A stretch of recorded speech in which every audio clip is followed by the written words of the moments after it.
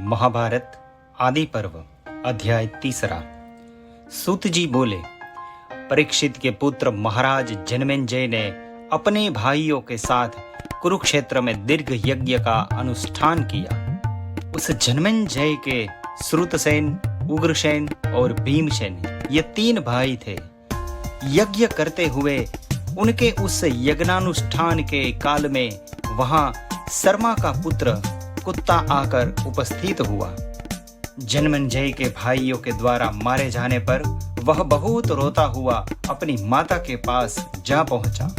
उसे बुरी तरह रोते हुए देखकर माता ने पूछा, तुम क्यों रो रहे हो?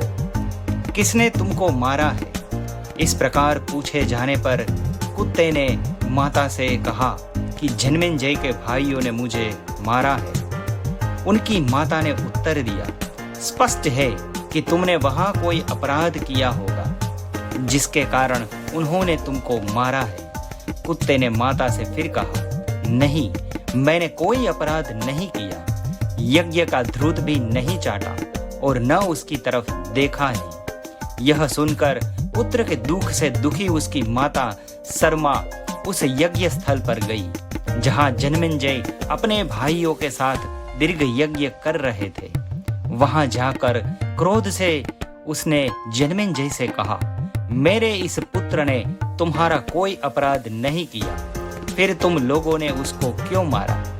अतः चूंकि तुमने मेरे निर्दोष पुत्र को मारा है, इसीलिए तुमको अलक्षित भय आकर घेर लेगा। देवों की कुतिया शर्मा के द्वारा इस प्रकार से शाप देने पर जनमेजय घबरा गया और बहुत दुखी हुआ। उस यज्ञ के समाप्त होने पर महाराज जनमेजय ने हस्तिनापुर में आकर किसी ऐसे योग्य पुरोहित को ढूंढने के लिए बड़ा प्रयत्न किया कि जो मेरे इस पाप कर्म को शांत कर सके। एक दिन शिकार पर निकले हुए परीक्षित के पुत्र जनमेजय ने अपने राज्य ही के किसी एक प्रदेश में एक आश्रम देखा। उस आश्रम में श्रुतश्रवा नामक कोई ऋषि रहते थे। उनका सोमश्रवा नामक एक प्रिय पुत्र था। परीक्षित के पुत्र जनमेजय ने उस ऋषि पुत्र के पास जाकर पुरोहित के कर्म के लिए उसका वरण किया और उसके पिता को प्रणाम कर बोला, हे भगवान, आपका यह पुत्र मेरे पुरोहित होवे। जनमेजय के ऐसी प्रार्थना करने पर ऋषिवर बोले, हे जनमेजय, मेरा यह पुत्र एक सांपिन से उत्पन्न हुआ है। महातेजस्वी स्वाध्याय युक्त और मेरा तपोवीर्य से युक्त यह पुत्र मेरे वीर्य को पी जाने वाली एक सांपिन के गर्भ में बड़ा है। यह महादेव के द्वारा प्रेरित पाप कृत्य को छोड़कर तुम्हारे अन्य सब पाप कृत्यों को शांत करने में समर्थ है। इसका एक गूढ़ नियम है कि कोई ब्राह्मण इससे जो कुछ मांगेगा यह उसको ही वही दान दे देगा। यदि तुम इस बात का साहस कर सको तो मेरे इस पुत्र को ले जाओ। ऋषि के ऐसा कहने पर जनमेजय उससे बोले, भगवान, आप जो कहते हैं वही होगा। वह पुरोहित को साथ में लेकर राजधानी में आकर भाइयों से बोला, इस ऋषि कुमार का मैंने पुरोहित के रूप में वरण किया है। यह जो कुछ कहे तुम उसे बिना विचारे पूरा करो। जनमेजय के भातृगण इस प्रकार आदिष्ट होकर ऋषि कुमार की आज्ञा का पालन करने लगे। महाराज जनमेजय भाइयों को वैसी आज्ञा देकर तक्षशिला देश को जीतने चले गए और उस देश को उन्होंने अपने वश में कर लिया। इस बीच उस समय लोहे के दांत वाले धौम्य नामक एक ऋषि रहते थे। उनके उपमन्यु, आरुणि और वेद नाम के 3 शिष्य थे। ऋषि ने एक बार पांचाल देशीय शिष्य आरुणि को भेजा कि तुम खेत में जाकर क्यारियों को बांध लो। पांचाल देशीय आरुणि गुरु से आदिष्ट होकर के वहां जाकर बांध को बांध नहीं सका।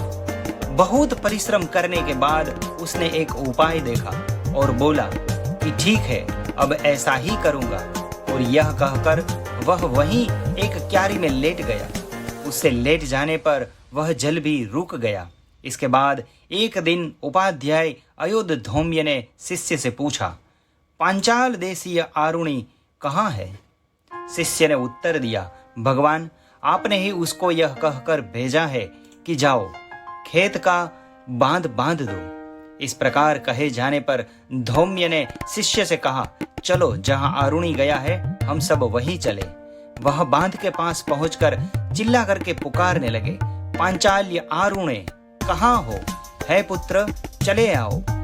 आरुणि उपाध्याय की आवाज सुनकर उस बांध से एकाएक उठकर उनके निकट उपस्थित हुआ और उनसे बोला, भगवन मैं यहाँ हूँ। आपके खेत में से निकलने वाले तथा न रुकने वाले जल को रोकने के लिए वहीं पर लेटे हुए मैंने आपका शब्द सुना। इसी से एकाएक खेत को तोड़कर आपके पास आ पहुंचा हूँ। आपको प्रणाम करता हूँ, आप आज्ञा दीजिए, इस समय कौन सा कार्य करूं। आरुणि की बात पूरी होने पर उपाध्याय ने उससे कहा, बेटा चूंकि तुम बांध को बिना तोड़े ही निकल कर आए हो, सो तुम उदालक नाम से प्रसिद्ध होगे। उस पर उपाध्याय ने कृपा की, क्योंकि तुमने मेरी आज्ञा का पालन किया है, सो तुम कल्याण को प्राप्त करोगे और संपूर्ण वेद और धर्मशास्त्र तुम्हारे मन में प्रकाशित रहेंगे। आगे आरुणि उपाध्याय की आज्ञा से अपने इष्ट देश को पधारा। उसी अयोध्य धौम्य के दूसरे शिष्य का नाम उपमन्यु था। उपाध्याय ने उसको भेजा, बेटा तुम गोरक्षा करो। उपमन्यु उपाध्याय की आज्ञानुसार गौरक्षा करने लगा। दिन भर गाय की रक्षा करके संध्या को वापस आता और गुरु के सामने आकर नमन किया करता था। एक दिन उपाध्याय ने उसको पुष्ट देखा और इससे बोले, बेटा उपमन्यु तुम किससे अपनी जीविका चलाते हो, तुमको बहुत पुष्ट देखता हूँ। उपमन्यु उपाध्याय से बोला, मैं भिक्षा से अपनी जीविका का निर्वाह कर लेता हूँ। उपाध्याय बोले कि मेरी आज्ञा के बिना भिक्षा के अन्न का भोजन नहीं करना चाहिए। ऐसा ही होगा, कहकर वह फिर से गौरक्षा करने लगा। इस प्रकार गौरक्षा कर उपाध्याय के समक्ष जाकर उन्हें नमस्कार किया करता था। उस पर भी उसको पुष्ट देखकर उपाध्याय बोले, बेटा उपमन्यु तुम्हारा सब भिक्षान तो मैं ले लेता हूँ, अब तुम किस प्रकार से भोजन कार्य का निर्वाह करते हो। उपाध्याय से इस प्रकार पूछे जाने पर उपमन्यु बोला, पहली ही बार की भिक्षा आपको देकर मैं फिर दूसरी बार भिक्षा मांगता हूँ, उसी से मेरा जीविका का निर्वाह होता है। उपाध्याय उससे बोले, ऐसा करना गुरुकुल में रहने वाले को उचित नहीं है। ऐसा करते हुए तुम दूसरे भिक्षार्थियों की वृत्ति को मार देते हो, तुम लोभी हो। उपमन्यु यह कहकर कि ऐसा न करूंगा, पूर्ववत गौरक्षा करने लगा। गौरक्षा करके गुरु के घर में आकर पूर्ववत गुरु के सामने खड़ा होकर नमस्कार किया करता था। उपाध्याय ने उस पर भी उसको पूर्वव्रत पुष्ट देखकर फिर पूछा, बेटा उपमन्यु तुम्हारी सब भिक्षा तो मैं ले लेता हूँ, फिर दूसरी बार तुम भिक्षा भी नहीं मांगते हो। उस पर भी तुमको बहुत पुष्ट देखता हूँ। इन दिनों तुम क्या खाते हो? उपमन्यु उपाध्याय से बोला, इन गौओं का दूध पीकर जीवन निर्वाह करता हूँ। उपाध्याय उससे बोले, मेरी आज्ञा के बिना तुम्हारा दूध पीना उचित नहीं है। उपमन्यु तथास्तु कहकर प्रतिज्ञा पूर्वक गौरक्षा करके फिर गुरु के घर में आकर पूर्ववत नमस्कार कर खड़ा हुआ। उपाध्याय ने उसको पूर्ववत पुष्ट देखा और इससे कहा, भिक्षान्न का भोजन नहीं करते, दूसरी बार भिक्षा भी नहीं मांगते, दूध भी नहीं पीते, तभी तुम पुष्ट हो, अब किस प्रकार से भूख मिटाते हो। उपाध्याय के ऐसा कहने पर उपमन्यु उपाध्याय से बोला, बछड़े अपनी अपनी माताओं के स्तन पीते हुए जो फेन यानी झाग गिराते हैं, मैं उसको पीकर प्राण बचाता हूँ। यह सुनकर उपाध्याय उससे बोले, यह सब गुणवान बछड़े तुम पर दया करके बहुत अधिक फेन गिराते हैं। इस प्रकार तुम उसी फेन को पीकर बछड़ों की वृत्ति का लोप करते हो, सो फेन पीना भी तुम्हारे लिए अनुचित है। उपमन्यु तथास्तु कहकर अंगीकार करके निराहार होकर गौरक्षा करने लगा। पर गुरु के मना करने के कारण उसने न तो भिक्षान्न खाया, न दूसरी बार भिक्षा मांगी, न दूध पिया और न उगला हुआ फेन ही पिया। अतः एक दिन वन में भूख से अति कातर होकर उसने मदार का पत्ता खा लिया। खारे, कड़वे तथा उष्णता पैदा करने वाले उन पत्तों को खाने के कारण वह अपनी आंखों को खोकर अंधा हो गया। वह अंधा होकर भी वन में घूमता हुआ एक बार कुएं में गिर पड़ा। इसके बाद उपमन्यु के न लौटने पर उपाध्याय शिष्य से बोले, मैंने उसको सब प्रकार के भोजन करने से मना कर दिया था, इससे वह निसंदेह क्रोधित हो गया होगा। अतः बहुत देर हो गई है, वह अब तक नहीं लौट कर आया। यह कहकर शिष्यों के संग वन में जाकर उपमन्यु को पुकारने लगे, हे उपमन्यु, कहाँ हो? हे पुत्र, आओ। उपमन्यु गुरु की पुकार सुनकर जोर से चिल्लाकर बोला, हे उपाध्याय, मैं इस कूप में पड़ा हुआ हूँ। उपाध्याय ने पूछा, तुम कूप में कैसे जा गिरे? उपमन्यु उससे बोला, मदार का पत्ता खाकर मैं अंधा हो गया हूँ, अतः कूप में गिर गया। उपाध्याय उससे बोले, दोनों अश्विनी कुमारों की स्तुति करो, वे देवताओं के चिकित्सक तुम्हें आंखों वाला बना देंगे। उपाध्याय की ऐसी आज्ञा पाकर उपमन्यु ऋग्वेद विहित वाक्यों से दोनों अश्विनी कुमारों का स्तवन करने लगा। हे अश्विनी देवो, तुम सृष्टि के पूर्व भी विद्यमान थे। तुम हिरण्यगर्भ के रूप में सबसे पहले उत्पन्न हुए। तुम अनेक तरह के प्रपंच की सहायता से सर्वत्र प्रकाशित होते हो। तुम दोनों अत्यंत तेजस्वी हो। तुम्हारे अंत को कोई नहीं पा सकता, अर्थात तुम अनंत हो। मैं वाणी से तुम दोनों की स्तुति करता हूँ। तुम दो विराट रूपी वृक्ष के अलौकिक और उत्तम पंखों से युक्त पक्षी हो।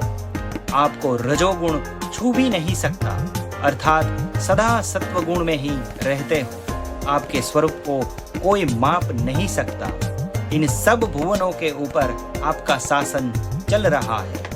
आप सुंदर और आसक्ति रहित हिरण्यमयी पक्षी है।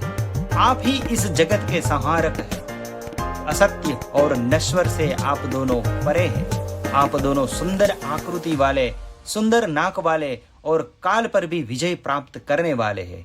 आप दोनों स्वयं सूर्य रूप धारण करके दिन और रात रूपी सफेद और काले धागे के तानों, वानों और संवत्सर रूपी कपड़ा इस जगत रूपी खड़ी पर बड़े वेग से बुन रहे हैं। जीव रूपी वटेर पक्षी के सुपर्ण रूपी परमात्मा की काल शक्ति से ग्रसित होने पर उसको महत सौभाग्य के लिए तुमने उसे छुड़ाया।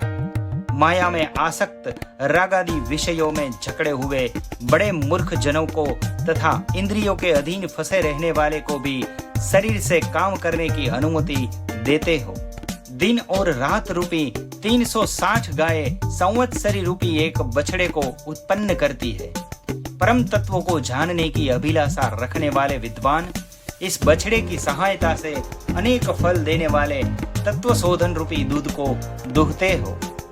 इन गायों के रहने के स्थान गोष्ठ यद्यपि भिन्न भिन्न है, तथापि इनको दुहने का साधन रूप बछड़ा एक ही है।